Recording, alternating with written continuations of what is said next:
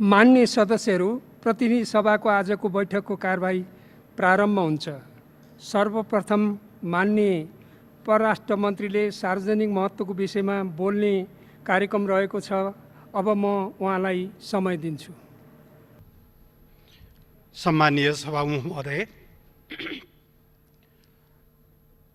यस सम्मानित सदन समक्ष एउटा महत्त्वपूर्ण सार्वजनिक महत्त्वको विषयमा सरकारको औपचारिक दृष्टिकोण प्रस्तुत गर्न उपस्थित भएको छु।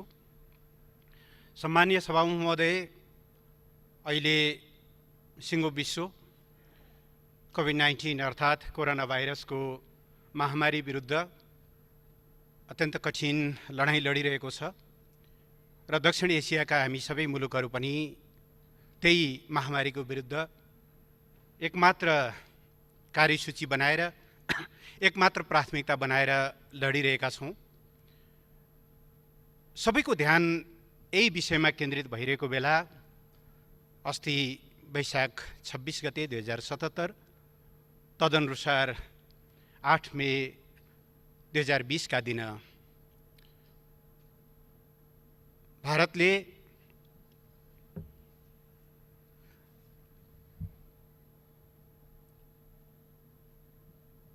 नेपालको भूमि समेत प्रयोग गर्दै धारचुलाबाट लिपुलेकसम्म जोड्ने नयाँ मार्ग उद्घाटन गरेको समाचार सार्वजनिक भइसकेपछि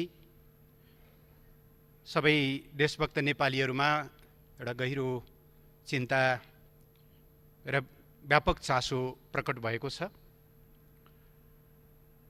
पृष्ठभूमिमा हेर्दा यो बाटो सम्बन्धी निर्णय भारत सरकारले सन् 2005 मा गरेको र 2008 देखि औपचारिक रूपमा निर्माण कार्य सुरु गरेको देखिन्छ र 2014 देखि यसले नयाँ गति लिएको, तीव्रता लिएको समेत घटनाक्रमहरूले प्रश्न पारेका छन्। यस सन्दर्भमा एउटा महत्त्वपूर्ण विषय म सम्मानीय सभामुख महोदय मार्फत सदन समक्ष राख्न चाहन्छु। नेपालमा 25 अप्रिल 2015 का दिन विनाशकारी भूकम्प गयो र त्यो भूकम्पको क्षतिको विरुद्ध राहत र उद्धारमा नेपाल जुटिरहेको बेला भूकम्पको करिब 20 दिनपछि भनौँ 15 मई 2015 को दिन भारत र चीन, भारतका प्रधानमन्त्रीज्यूको चीन भ्रमणको सिलसिला पारेर एउटा संयुक्त वक्तव्य जारी भएको छ, जसको बुँदा नम्बर 28 मा The two sides recognized that enhancing border areas cooperation through border trade, pilgrimage by people of the two countries, and other exchanges can effectively promote mutual trust, and agree to further broaden this cooperation so as to transform the border into a bridge of cooperation and exchanges. The two sides agreed to hold negotiation on augmenting the list of traded commodities and expand broader trade at Nathula, Siangla Lipulek Pass, and Sipkila भन्ने उल्लेख गरिएको थियो। अर्थात् नेपालको अहिले वर्तमान नक्सामा समेत रहेको लिपुलेखलाई दुई देशले अन्तर्राष्ट्रिय व्यापार मार्ग बनाउने गरी त्यो सहमति भइसकेपछि त्यति बेलै सरकारले डिप्लोमेटिक नोट मार्फत त्यसप्रतिको आफ्नो असहमति जारी गरेको कुरा पनि म यहाँ स्मरण गराउन चाहन्छु। त्यसपछि पनि त्यो क्रम रोकिएको देखिँदैन र यही सिलसिलामा अहिले यो धारचुलादेखि त्यसको तावागाडदेखि लिएर लिपुलेखसम्मको 79 किलोमिटर ट्र्याक ओपन भएको र त्यसको अस्ति भर्चुअल इनागुरेसन अर्थात् भिडियो मार्फत त्यसको उद्घाटन भएको तथ्य देखिन्छ। सम्मानीय सभामुख महोदय,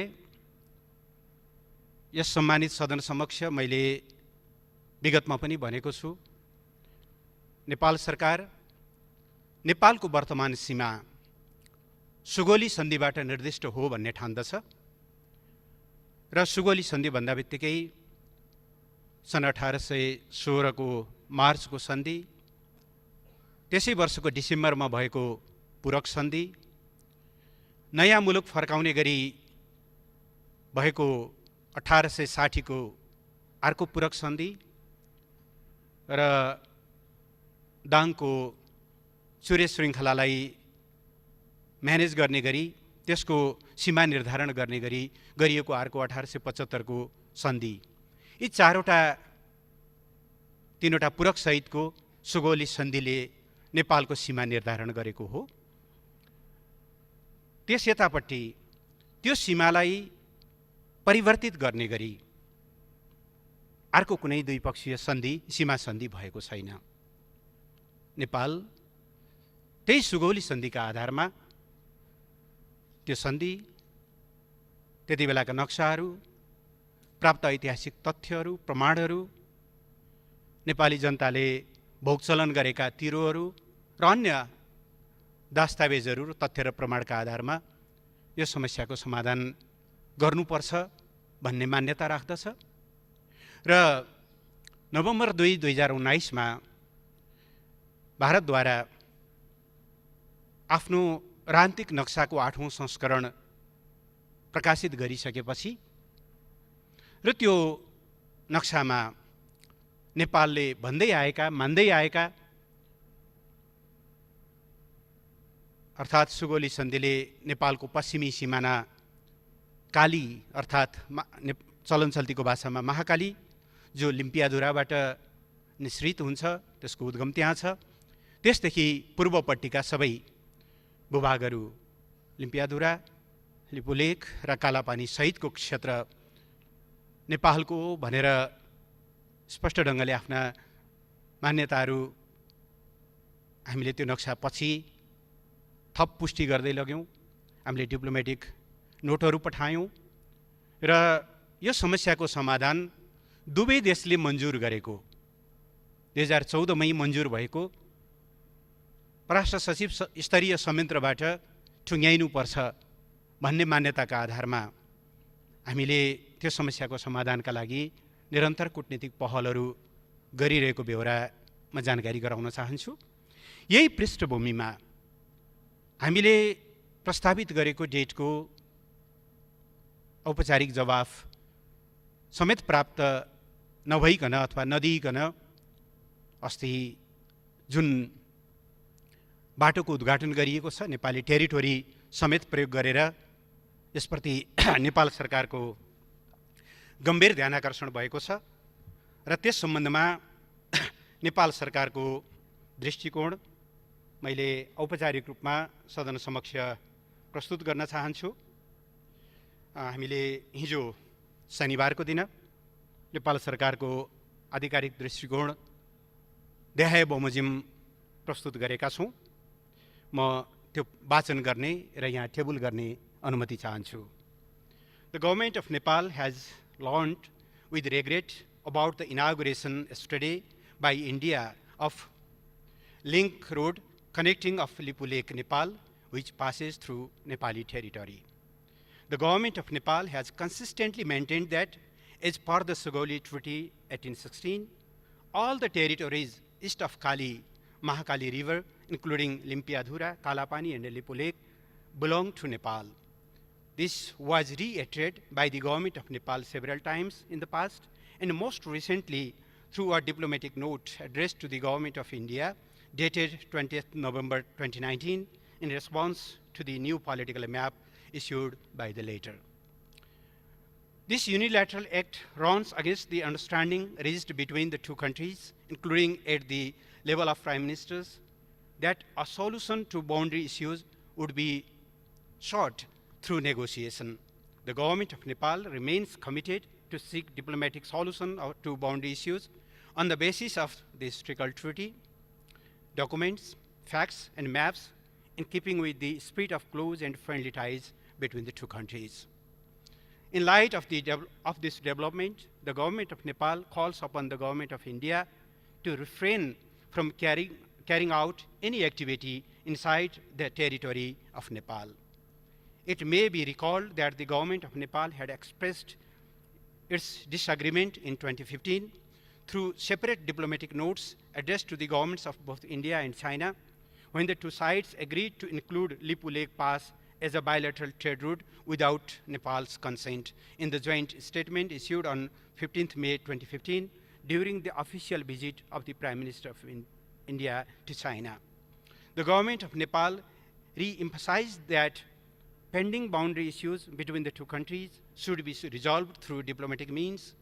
With this in mind, the government of Nepal has proposed twice the dates for holding the meeting of the foreign secretaries of the two countries, as mandated by their leaders, for which the response from the Indian side is still awaited.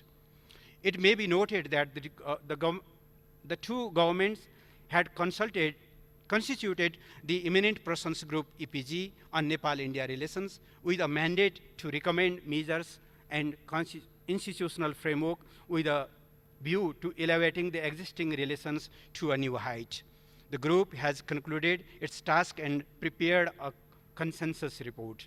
The government of Nepal is ready to receive the report and believes that it will be in the interest of two countries to implement its recommendations, which will also help address the outstanding issues left by the history, thereby paving the way for ever stronger neighborly relations. Ministry of Foreign Affairs, Singhdarbar, Kathmandu, 9th May 2020. यो आधिकारिक धारणासँगै सम्मानीय सभामुखज्यू म सत्तारूढ Nepal communist पार्टीलाई धन्यवाद दिन चाहन्छु, जसका अध्यक्ष एवं सम्मानीय प्रधानमन्त्री केपी शर्मा ओली र अध्यक्ष एवं पूर्व प्रधानमन्त्री पुष्पकमल दाहाल प्रचण्डले हिजो नै एउटा स्पष्ट वक्तव्य जारी गर्नुभएको छ। यस सम्बन्धमा सत्तारूढ पार्टीको दृष्टिकोण सार्वजनिक गर्दै म धन्यवाद दिन चाहन्छु प्रमुख विपक्षी दललाई, जसका प्रवक्ताले यस सम्बन्धमा आफ्नो दृष्टिकोण प्रष्ट पार्नुभएको छ। राप्रपाका नेता पूर्व उपप्रधान तथा परराष्ट्र मन्त्री कमल थापाज्यू, पूर्व प्रधानमन्त्रीले अस्ति डाक्टर बाबुराम भट्टराईले सदनमा त्यस विषयमा आफ्नो धारणा बताउनु भएको छ। राष्ट्रिय जनमोर्चा लगायत प्राय सबै राजनीतिक दलहरूले यस सम्बन्धमा एउटा युनानिमिटी, एउटा एक स्वरमा यसको बारेमा राष्ट्रिय हितको पक्षमा आफ्नो दृष्टिकोण सार्वजनिक गर्नुभएको छ। म सबै राजनीतिक दल र नेताजीहरूलाई धन्यवाद दिन चाहन्छु। यसले राष्ट्रियताको यस कठिन सङ्घर्षमा सरकारलाई बल पुगेको छ र सिङ्गो देश यस मामलामा युनिफाइड छ, एकताबद्ध छ भन्ने कुरा पनि यसले प्रष्ट पारेको छ। म उहाँहरू सबैलाई धन्यवाद दिन चाहन्छु। म नेपाल सरकारको तर्फबाट फेरि एकचोटि यो समस्याको नेपालले कूटनीतिक समाधान चाहेको छ। एकातिर नेपालको राष्ट्रिय हितलाई सर्वोपरि राखिनेछ, त्यसमा सम्झौता रहित अडान राखिनेछ, सँगसँगै असल छिमेकीपन, असल मित्रताको भावनालाई पनि हामीले सँगसँगै अगाडि लैजानेछौँ।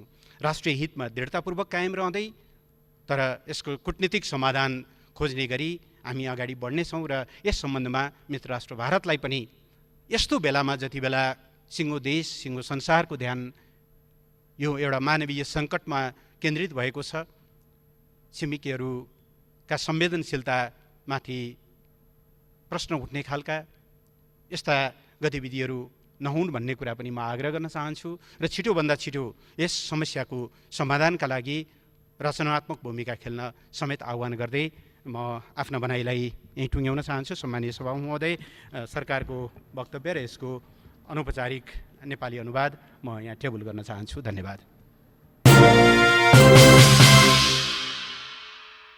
मान्य श्री दिलेन्द्र प्रसाद बडु।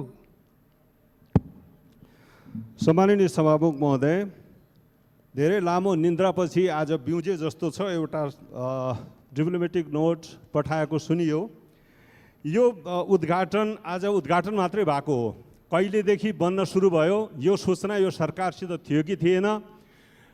त्यति बेला जति बेला यो एग्रिमेन्ट भयो चीन र भारतको बिचमा, त्यति बेला सुशील कोइरालाको सरकार थियो र उसले अत्यन्त गम्भीर प्रोटेस्ट नोट पठाएको थियो र त्यसपछि आज उद्घाटन हुँदासम्म यो सरकारले के नोट पठाएको छ, के लेखेको छ, यसको जानकारी अहिले चाहियो। यो सरकारको बाटो बन्दै थियो भन्ने कुरा जानकारी यदि छैन भने यसको सूचना माध्यम समाप्त भएका हुन् कि यससित कुनै सूचनाको समाज छ कि छैन। मैले यसबारेमा यही सदनमा हाम्रोपट्टिको बाटो नबन्ने तर उतातिर युद्धस्तरमा बाटो बनिरहेको र 6 महिनापछि कालापानी र लिफुले पुग्दैछ भन्ने कुरा बोल्दा पनि ध्यानाकर्षण नहुने मैले मिडियामा पनि बोलेको छु र सरकार के गरेर सुतिरहेको थियो। त्यसकारणले सरकारले यसबारेमा जानकारी गराउनु पर्दछ।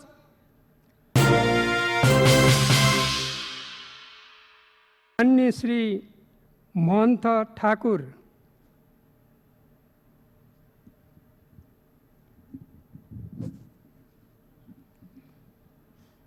सम्मानीय सभामुख जी,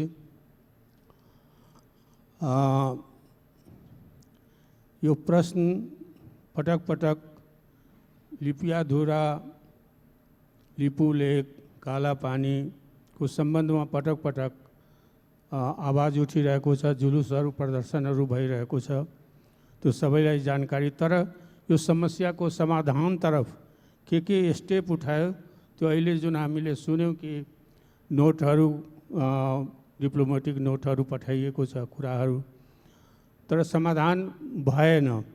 सर्वप्रथम यी जग्गाहरूमा हाम्रो कहीँ उपस्थिति छ कि छैन। लिपियाधुराको क्षेत्रमा बस्तीहरू देखिन्छ। पहिले पनि संसदमा चाहिँ संसदीय सर्वदलीय उसमा यो आएको थियो यो प्रश्न र त्यस बेला चाहिँ सरकारको एउटा अफिसर चाहिँ नक्साहरू लिएर ब्रिफ गर्न आएको थियो। त्यहाँ बस्ती देखिन्छ। म प्रश्न गर्दाखेरि डिस्कसनमा छलफल हुँदाखेरि ती बस्तीहरूको सम्बन्ध भारत सरकारसँग छ।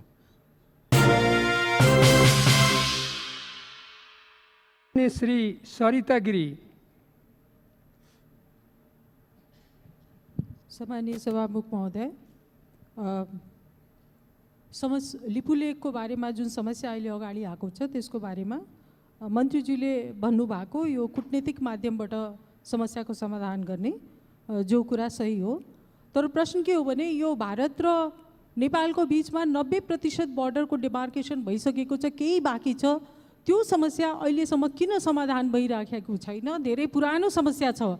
यो मात्र एउटा अति राजनीतिकीकरणको विषयवस्तु त सरकारले बनाउन खोज्या होइन। र दोस्रो प्रश्न, अब लिपुलेकको जुन विवाद छ त्यो के देखिन्छ भने यो त्रिपक्षीय समस्याको रूपमा अगाडि आएको छ, किनभने लिपुलेकलाई त्यसको बारेमा भारतलाई डिप्लोमेटिक नोट त पठाएको ठिक छ, तर चीनलाई पनि डिप्लोमेटिक नोट सरकारले पठाएको छ कि छैन? किनभने यो लिपुलेकको बारेमा जुन सहमति भएको छ त्यो भारत र चीनको बिचमा भएको छ, जुन कि परराष्ट्र मन्त्रीजीले आफ्नो प्रस्तुतिमा भन्नुभयो। त्यसले गर्दा यसमा चाहिँ दुवै पक्ष दुवै छिमेकी देशसँग चाहिँ कूटनीतिक प्रयासको आवश्यकता छ। अन्य श्री दुर्गा पौडेल। सम्मान्य सभामुख महोदय, मान्य मन्त्रीजीले प्रस्तुत गरेको विषयमा कूटनीतिक नोट प्रस्तावित गरिसकेपछि त्यसको व्यवस्था गरेको कुरा यहाँ जाहेर भयो। त्यसले गर्दा अहिले त्यो टेरेको अवस्था देखिएन, इन्डियाले टेरेको अवस्था देखिएन, मिचेरै लैजान कोसिस गरेको देखियो। त्यसैले अबको अवस्थामा अन्तर्राष्ट्रियकरण गरेर जानुपर्छ, अन्तर्राष्ट्रिय अदालतमा तान्नुपर्छ। त्यसको निम्ति सरकारको के धारणा छ त्यो बुझ्न चाहन्छु। धन्यवाद। मान्य श्री प्रेम सुवाल। सभामुख महोदय, दक्षिण एसियामा भारतको नीति आक्रामक र शत्रुतापूर्ण छ। बेलायती उपनिवेशवादको प्रभावमा रहेको भारत अहिले अमेरिकी साम्राज्यवादको प्रभावमा छ। सन् 1962 मा अमेरिकाले भारतलाई चीन विरुद्ध लडायो। अमेरिकाले नै भारतलाई बङ्गलादेश टुक्रा गर्न र सिक्किम मिल्न लगाएको हो। अहिले अमेरिका र भारत मिलेर नेपाललाई एमसिसी सम्झौता गराउँदैछ। यसले कुन कुन देश समाप्त हुने हो? सरकारको सचेतता खोइ। सन् 2008देखि भारतले नेपाली भूमि मिचेर निर्माण गरेको सडकबारे सरकारले के गरेको छ? अन्तर्राष्ट्रिय अदालतमा मुद्दा दिएको खोइ। धन्यवाद। मान्य श्री राजेन्द्र प्रसाद लिङ्गदेन। सम्माननीय सभामुख महोदय, माननीय परराष्ट्र मन्त्रीज्यूको भनाइबाट नै के थाहा भयो भन्दाखेरि सरकारलाई 2012देखि नै यो सडक बन्दै थियो भन्ने कुरा। सरकार के हेरेर बस्यो? यो आज एक रातमा बनेको होइन भन्ने कुरा प्रष्ट भइसकेको छ। र त्यति मात्र होइन, गत नोभेम्बरमा जब भारतले नयाँ नक्सा प्रकाशित गर्यो कि त्यसपछि हाम्रो संसदीय समितिले सरकारलाई भनेको छ हाम्रो पनि नयाँ नक्सा प्रकाशित गर्नु पर्यो भनेर। सरकार किन सुतेर बस्यो? त्यसकारण म खेद व्यक्त गर्न चाहन्छु, दुःख व्यक्त गर्न चाहन्छु कि भर्खरै 2-2.5 महिना अगाडि उप प्रधानमन्त्री, रक्षा मन्त्री पनि त्यस क्षेत्रमा भ्रमण गरेर आउनुभयो। त सरकार यो सब कुरा किन ढाकछोप गरिराखेको छ? सरकार सीमा जस्तो, हाम्रो सार्वभौमिकता जस्तो विषयमा किन उदासीन बनिराखेको छ? किन चाहिँ यो ढाकछोप गरेर लुकाउने, छिपाउने काम गरिराखेको छ? म अत्यन्तै दुःख व्यक्त गर्न चाहन्छु, खेद व्यक्त गर्न चाहन्छु। र सरकारले अब प्रेस नोट दिएर केवल लेखेर मात्र होइन, यसलाई प्रधानमन्त्री तहमा पनि कुरा होस्, भएन। मान्य श्री भीमबहादुर रावल। सम्मान्य सभामुख महोदय, सर्वप्रथम म नेपाली भूमिमा भारतले अतिक्रमण गरेकोमा सम्पूर्ण नेपाली जनताको तर्फबाट त्यसको निन्दा गर्न चाहन्छु, भत्सना गर्न चाहन्छु। त्यो अन्तर्राष्ट्रिय कानुनको विरुद्ध छ, असल छिमेकी नीतिको विरुद्ध छ र त्यो आजको सभ्य समाजको विरुद्ध छ। त्यसकारण त्यो काम तुरुन्त बन्द होस् र त्यहाँबाट भारतीय सेना फिर्ता होस् भन्ने म माग गर्न चाहन्छु। र त्यो भारतीय सेना फिर्ता गर्नेतर्फ नेपाल सरकारले के गरिरहेको छ म त्यो प्रश्न गर्न चाहन्छु। र दोस्रो, भारतले आफ्नो भूमि नभएको ठाउँमा नक्सा प्रकाशित गर्ने अनि नेपालको आफ्नो भूमि राखेर नेपालको नक्सा प्रकाशित गर्न नेपाल सरकारलाई के गाह्रो भइरहेको छ? त्यो गाह्रो यहाँ आओस्। यो सम्मानित सदनले त्यो गाह्रो फुकाउनलाई अग्रसरता लिन्छ भन्ने मलाई विश्वास छ। धन्यवाद। श्री मिनेन्द्र प्रसाद रिजाल।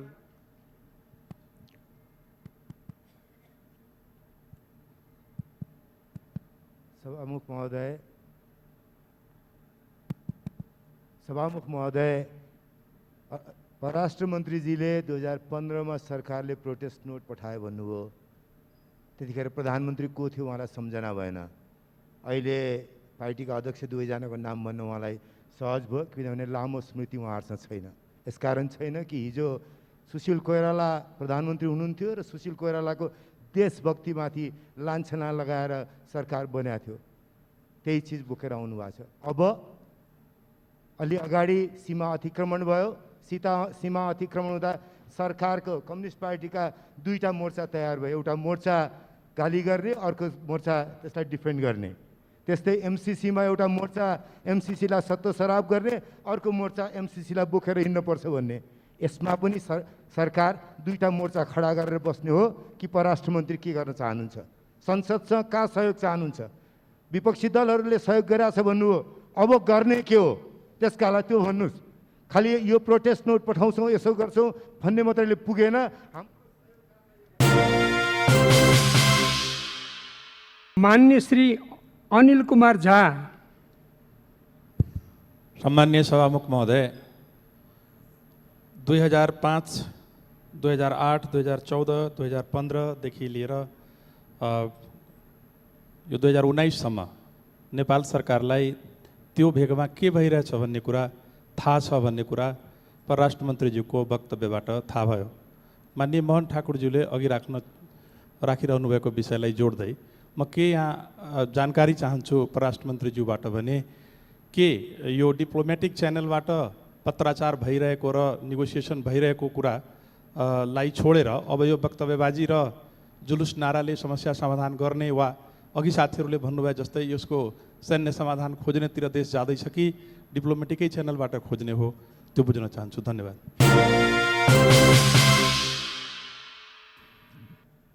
मान्य श्री कृष्ण भक्त पोखरेल।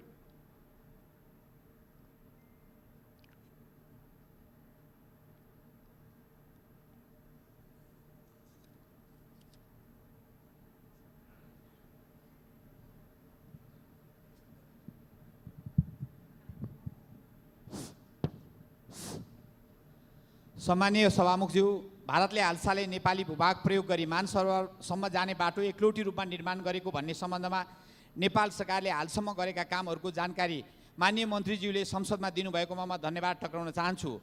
सन् 1816 को सुगौली सन्धिले काली नदीको पूर्वतर्फको भाग नेपालको हो भन्ने कुरामा कुनै विवाद देखिँदैन। हाम्रो अखण्ड सार्वभौम भूमि लिपुलेकबाट भारतले एकलौटी रूपमा बाटो बनाउने हाम्रो सार्वभौमतामाथिको आक्रमण हो। तसर्थ द्विपक्षीय बहुपक्षीय वार्ता संवादका माध्यमबाट समस्याको समाधान गर्न प्रयास युद्ध स्तरमा सरकारले गरोस् र यदि समाधान हुन सकेन भने संयुक्त राष्ट्रसङ्घ र अन्तर्राष्ट्रिय अदालतसम्म पनि यो विषयलाई पुर्याउने दिशातर्फ सरकारले प्रयत्न गरोस्। धन्यवाद।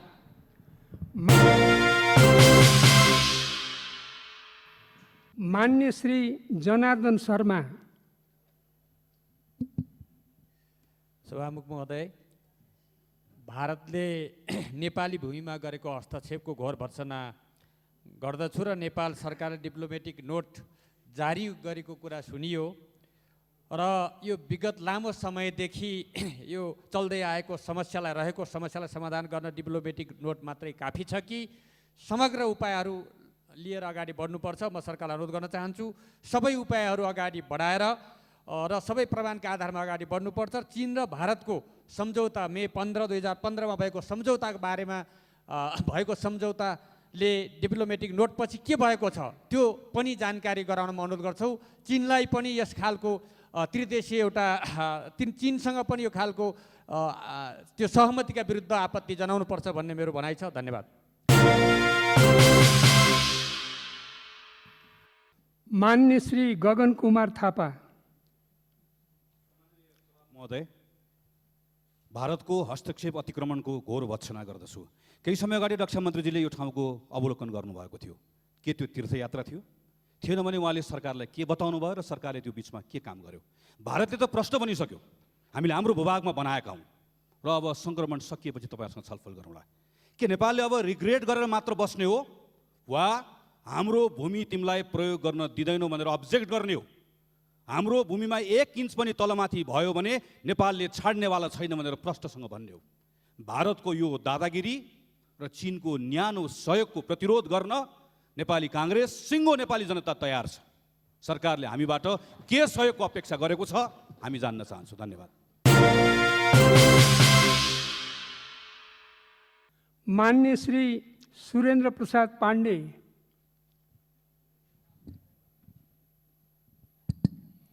सभामुख महोदय, अहिले जुन विषयमा हामी छलफल गरिरहेका छौँ, सबभन्दा पहिला त म यो नेपाली भूमिमा जुन निर्माण भएको सडकको कुरा छ म त्यसमा आपत्ति व्यक्त गर्न चाहन्छु, निन्दा गर्न चाहन्छु। सरकारले यसबारेमा जो स्टेटमेन्ट राखेको छ त्यसलाई धन्यवाद भन्न चाहन्छु। तर म एउटा कुरा के भन्न पनि चाहन्छु भने खालि खास घटनाहरूमा मात्रै स्टेटमेन्ट दिएर हामी चुप लागेर बस्ने जुन खालको समस्या छ यसलाई हामीले रेगुलर एउटा निष्कर्षमा पुर्याउनको लागि गर्नुपर्ने नियमितका प्रयासहरू के भए भन्नेतर्फ पनि म सरकारको ध्यानाकर्षण गर्न चाहन्छु। खालि एउटा घटना आउँछ, स्टेटमेन्ट दिन्छौँ, त्यसपछि हामी शान्त भएर बस्छौँ, बाँकी कुनै प्रयासहरू हुँदैन। फेरि अर्को घटना आउँछ, फेरि हामी खालि स्टेटमेन्ट दिने खालको स्थितिमा मात्रै छौँ। त्यसो भएले यसतर्फ सरकारले नियमित के प्रयास गर्छ र यस पछिका योजनाहरू के निर्माण गर्छ त्यसको बारेमा म सदनलाई जानकारी गराउनको पनि माग गर्दछु। धन्यवाद। मान्य सदस्यहरू, अब मान्य परराष्ट्र मन्त्रीलाई उक्त प्रश्नहरूको सम्बन्धमा जवाफ दिन अनुमति दिन्छु।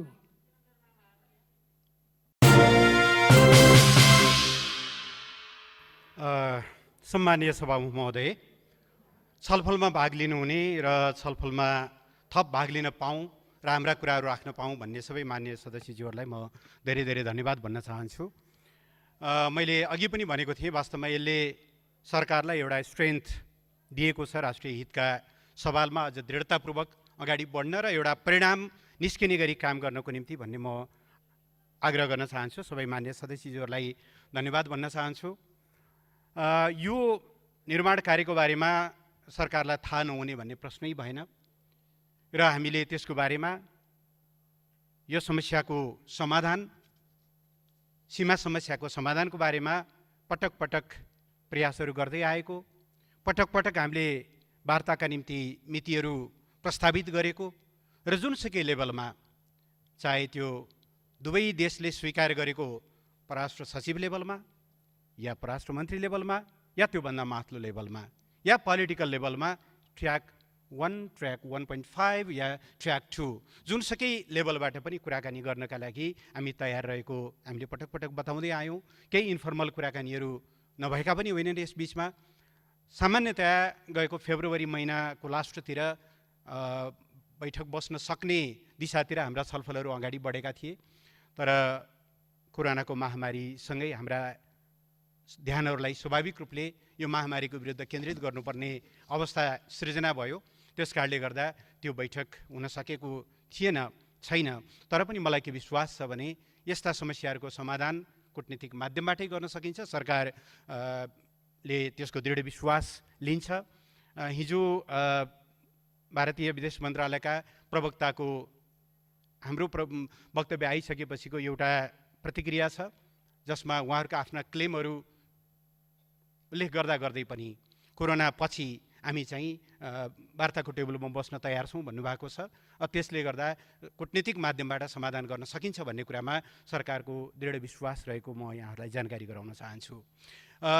प्रतिपक्ष दलका मान्य सदस्यहरूले भन्नुभएको छ सरकार कस्तो खालको सहयोग चाहन्छ। यस्तै खालको सहयोग नै हो। यहाँहरूको निरन्तर साथ रहोस्, यस्ता प्रश्नहरूमा बलियो राष्ट्रिय एकता होस्, यस्ता प्रश्नहरूलाई यो दल र त्यो दलको नभनियोस्, म आग्रह गर्न चाहन्छु। मैले नेपाल सरकारले 2015मा चाहिँ प्रोटेस्ट गर्यो भने मैले कुनै दल विशेषको नाम लिइनँ। मान्य सदस्यले सुशील कोइरालाको नाम लिनुभयो, मेरो पनि आदरणीय दाजु र स्वर्गीय प्रधानमन्त्री। तर मान्य सदस्यले यो बिर्सिनुभयो क्यार त्यो संयुक्त सरकार थियो र त्यो संयुक्त सरकारमा परराष्ट्र मन्त्री तत्कालीन नेकपा एमालेका नेता महेन्द्रबहादुर पाण्डे पनि हुनुहुन्थ्यो। त्यसपछि यस्ता प्रश्नहरूमा धेरै संवेदनशीलता ल्याउने र राजनीतिकरण गर्ने काम गर्नु उचित हुँदैन भन्ने म ठान्दछु। यो साझा समस्या हो र साझा समस्यालाई साझा ढङ्गले नै समाधान गर्न सकिन्छ। यसमा मैले सत्तापक्ष प्रतिपक्ष केही हेरेको छैन। सिङ्गो देश यस मानेमा युनिफाइड छ। अघि एकजना मान्य सदस्यहरूले खेद व्यक्त गर्नुभएको, नेपालको टेरिटोरी मिचियो भनेर खेद व्यक्त गर्नुभएको होला। टेरिटोरी फर्काउनका निम्ति लडिरहेको सरकारको बारेमा त पक्कै पनि उहाँले खेद व्यक्त गर्नुभएको होइन होला, नभए गलत निशानामा लाग्यो उहाँको भन्ने लाग्छ मलाई।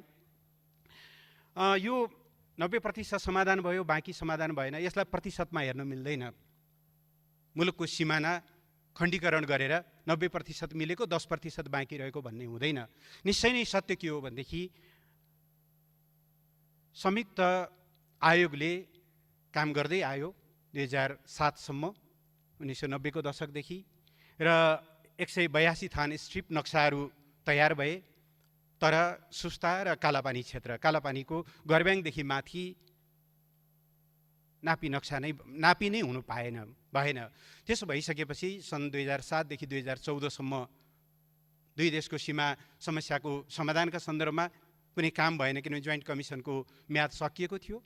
सन् 2014मा फेरि चाहिँ जोइन्ट टेक्निकल कमिटीको 2014मा नेपाल भारत परराष्ट्र मन्त्री स्तरीय जुन जोइन्ट कमिसन छ त्यसले बाउन्ड्री वर्किङ ग्रुप BWG बनाएर त्यसले काम गरिरहेको छ। मित्रराष्ट्र भारतको आग्रह छ त्यो 182 थान स्ट्रिप नक्सामा हस्ताक्षर गरौँ, त्यो टुङ्गिएको विषय हो भनेर। तर नेपाल सरकारले सुस्ता र कालापानी लगायतका समग्र क्षेत्रहरूको टुङ्गो नभइकन अहिले हामी हस्ताक्षर गर्न सक्दैनौँ भनेर भनेका छौँ। त्यसभएर यो प्रतिशतमा हेर्ने विषय हो जस्तो मलाई लाग्दैन। नेपालको सिमानाको कुरा समग्रतामा हेर्नुपर्छ। सरकार त्यस मामलामा क्लियरै छ। लिपुलेखको बारेमा चीनलाई पनि हामीले त्यति बेला पत्राचार गरेका छौँ र त्यस यतापट्टिका थुप्रै कुराकानीहरूमा चाहिँ चीन लिपुलेखको सन्दर्भमा नेपालको दृष्टिकोण चीनलाई प्रश्न पार्ने कामहरू गरिएको अवस्था छ।